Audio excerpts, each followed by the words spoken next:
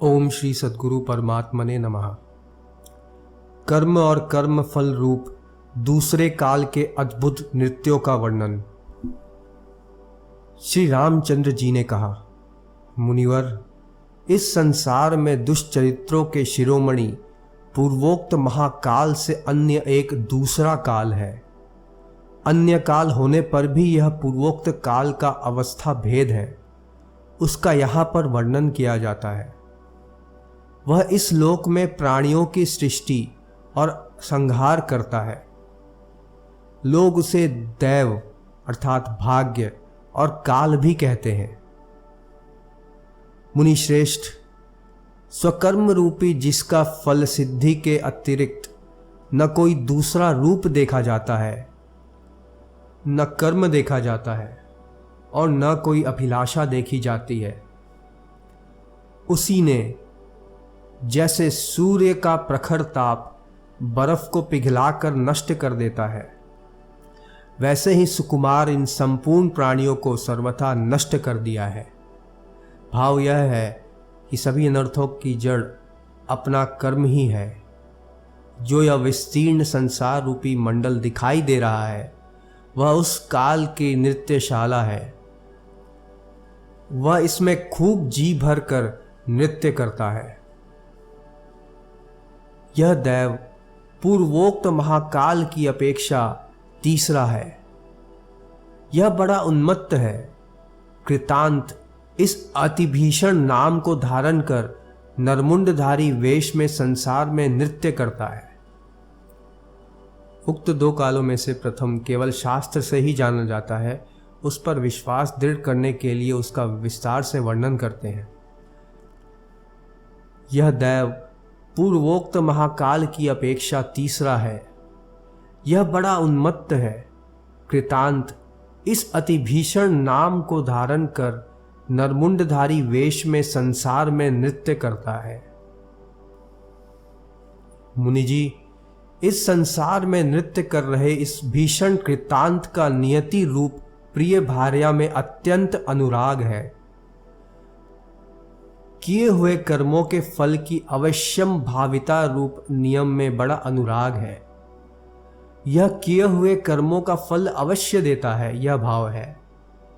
चंद्रमा की कला के समान सफेद शेषनाग और 3 धाराओं में विभक्त गंगा का प्रवाह, ये दोनों उसके संसार रूपी वक्षस्थल में उपवित और अवित यज्ञोपवित रूप में विद्यमान है। सूर्यमंडल और चंद्रमंडल उसके हस्ताभरण हैं और सुमेरु पर्वत उसके हाथ में स्थित लीला कमल है। प्रलय काल के सागर में धोया गया असीम आकाश उसका एकमात्र वस्त्र है। वह तारा रूपी चित्र विचित्र बिंदुओं से व्याप्त है और प्रलय के पुष्कर और आवर्त नाम के मेघ से उसके चंचल छोर हैं। इस प्रकार के कृतांत रूप काल के सामने उसकी भार्या नियति आलस्य रहित होकर लगातार प्राणियों के समुचित भोगानुरूप कार्यारंभ द्वारा नाचती है। नियति की क्रिया शक्ति कभी क्षीण नहीं होती और नृत्य करने के कारण उसके अंग प्रत्यंग सदा चंचल रहते हैं। उसका नाच देखने वाले प्राणियों के जन्म और नाश से चंचल जगत मंडल रूपी कोठरी में नाच रही उस नियति के अंगों में देवलोक सहित अन्य लोकों की पंक्ति सुंदर भूषण है और पाताल पर्यंत आकाश उसका लंबमान बड़ा भारी केशों का जूड़ा है। प्राणियों के रोदन के कोलाहल से गुलजार और नरक की अग्नियों से दैदीप्यमान नरकों की पंक्ति उसके पाताल रूप चरण में स्थित मंजरी माला पाजेब है और वह पाप रूपी तागे से पिरोई गई है। चित्रगुप्त प्राणियों के कर्म रूप सुगंध को प्रकट करता है, अतः वह कस्तूरी स्वरूप है। उस कस्तूरी भूत चित्रगुप्त से क्रिया रूपी सखी द्वारा उसके यम रूप कपाल में सुंदर तिलक बनाया गया है। भाव यह है कि यम इस नियति का ललाट है और चित्रगुप्त उसमें स्थित कस्तूरी तिलक है, उसे क्रिया रूपी सखी ने तैयार किया है। प्रलय काल में काल की प्रिय पत्नी यह नियति देवी अपने पति काल के इंगित पूर्ण मुख के अभिप्राय को जानकर बड़ी चंचलता के साथ फिर नाचना आरंभ कर देती है। इसके नाचने में चट्टानों के टूटने का सा घोर शब्द होता है। वह नियति देवी महाप्रलयों में नाचने के समय पृष्ठ भाग में गले से सीधी लटक रही माला में चंचल कार्तिकेय के वाहन रूप मृत मयूरों से सुशोभित होती है। लंबमान चंचल जटाओं में चंद्रमा से लांछित महादेव के मुंडों से जो 3 नेत्रों के बड़े बड़े छिद्रों से निकल रहे विपुल भाए भाए शब्द से भयंकर प्रतीत होते हैं, विकसित मंदार के पुष्पों से शोभित श्री पार्वती जी के केश रूपी चंवरों से तांडव के समय पर्वताकार हुए संहार भैरव के उदर रूपी तुम्बों से और 1007 छेदों से युक्त इंद्र की देह रूपी भिक्षा पात्रों से अर्थात खप्परों से जो नाचने के समय खन खन शब्द करते हैं, बड़ी शोभित होती है।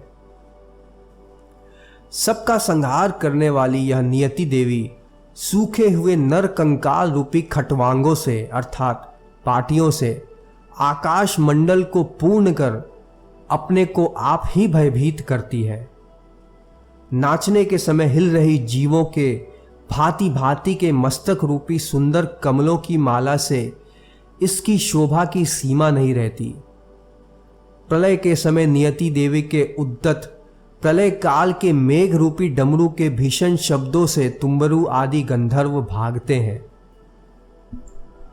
पूर्वोक्त नृत्यशाला के अंदर नियति देवी का पति कृतांत नृत्य करता है। कुंडल भूत चंद्रमंडल से वह अति शोभित है और उसके केश तारे और चांदनी से मनोहर आकाश रूपी पिच्छ से अर्थात मोर पंख से अलंकृत है। उसके दाहिने कान में हिमालय रूपी हड्डी का बना अंगूठी के आकार का चमकदार कुंडल है और बाएं कान में महान सुमेरु पर्वत ही सोने का सुंदर कुंडल है।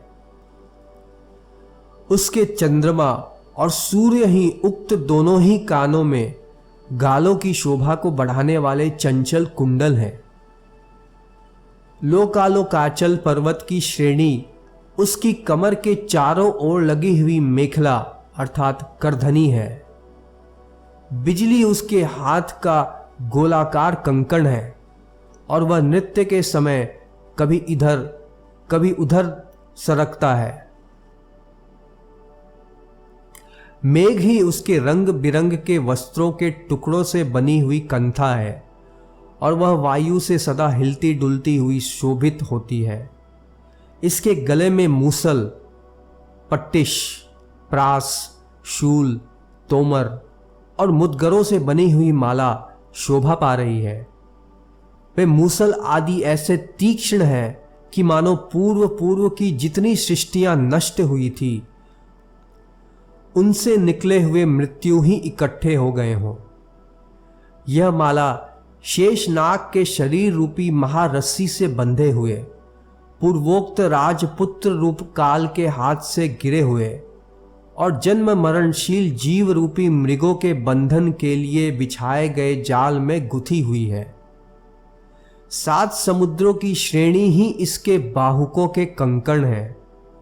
वे रत्नों की कांति से खूब चमकते हैं और सजीव मछलियां उनमें विद्यमान हैं। शास्त्रीय और स्वाभाविक व्यवहार रूप आवर्त से अर्थात भंवर से युक्त रजोगुण पूर्ण तमोगुण से काली सुख दुख परंपरा उसकी रोमावली के रूप में विराजमान है। इस प्रकार का वह कृतांत प्रलय काल में तांडव को उत्पन्न करने वाली नित्य इच्छा अर्थात नाचने की इच्छा का परित्याग करता है, अर्थात उक्त नृत्य चेष्टा से विरत होकर चिरकाल तक विश्राम करता है। तदनंतर ब्रह्मा आदि के साथ भूतों की फिर सृष्टि कर पुनः नृत्य लीला का विस्तार करता है। उसकी उक्त नृत्य लीला अंग प्रत्यंग के अभिनय से पूर्ण है और वृद्धता, शोक, दुख और तिरस्कार उसके आभूषण हैं। जैसे बालक गीली मिट्टी से लेकर नाना प्रकार के खिलौने आदि बनाता है और थोड़ी देर में उन्हें नष्ट भ्रष्ट कर देता है, वैसे ही काल भी आलस्य रहित होकर 14 भुवन, विविध देश, वन और असंख्य तथा विविध जीव और उनके सुंदर श्रौत स्मार्त आदि रूप आचार विचारों की सृष्टि कर फिर उन्हें नष्ट कर देता है। उक्त आचार विचार सत्ययुग और त्रेता युग में निश्चल रहते हैं तथा कलयुग और द्वापर युग में चल हैं। 25वां सर्ग समाप्त। ओम पूर्णमदः पूर्णमिदं पूर्णात् पूर्णमुदच्यते पूर्णस्य पूर्णमादाय पूर्णमेवावशिष्यते। ओम शांति शांति शांति।